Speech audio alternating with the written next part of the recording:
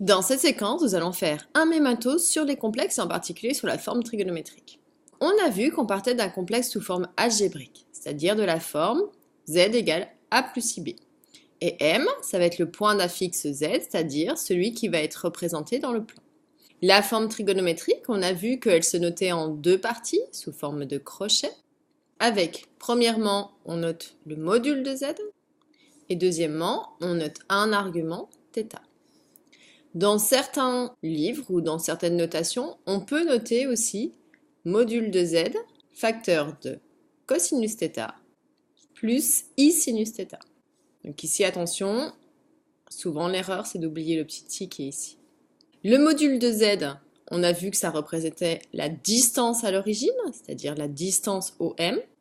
Et la formule pour calculer le module, c'est la racine carrée de la partie réelle, donc A au carré, plus la partie imaginaire, B au carré.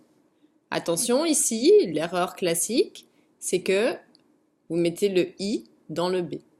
Attention, il n'y a pas à mettre le i. La partie imaginaire, c'est juste le b. Le i indique la partie imaginaire. Ensuite, si on va voir l'argument c'est l'angle entre l'axe des abscisses, donc le vecteur u, et le vecteur OM. On va le représenter ci-dessous après. La formule pour pouvoir calculer cet argument, eh bien, elle découle de deux étapes. Déjà, on doit définir le système du cosinus et sinus. Donc, je sais que le cosinus de l'angle θ, il est défini à partir de la partie réelle sur le module, et que le sinus de θ, lui, il est défini par B sur le module. Donc, la partie imaginaire, on ne met pas le i bien évidemment, sur le module de Z. Une fois que vous avez défini votre système liant cosinus et sinus, ce n'est pas fini, puisque le but c'est de trouver θ. Donc dans ces cas-là, on conclut quelle est la valeur de θ. Donc on fait attention de prendre un θ qui appartient à l'intervalle moins pi pi, comme étant une mesure principale.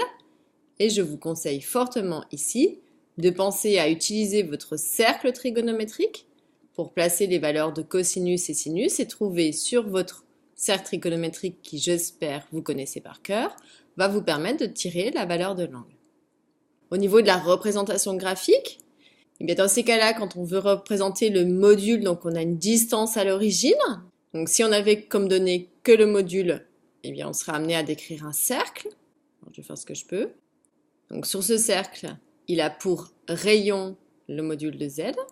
Et puis ensuite, ce qui vient fixer, ça va être l'argument. Donc, par exemple, si on a un angle ici qui a pour valeur θ, ça veut dire que la rencontre de ces deux informations nous donnera ici le point, qui sera mon point M, qui aura pour affixe Z. Donc on se souvient, par rapport au cercle trigonométrique, je pars de l'angle 0 qui est ici. Si je monte, je suis dans le sens positif. Et si je descends, je suis en sens négatif, sachant qu'on part toujours à droite, qui est de la valeur 0. Donc ici, on a une petite synthèse des formules à savoir et de bien comprendre qui est le module, qui est l'argument, par rapport à la forme trigonométrique.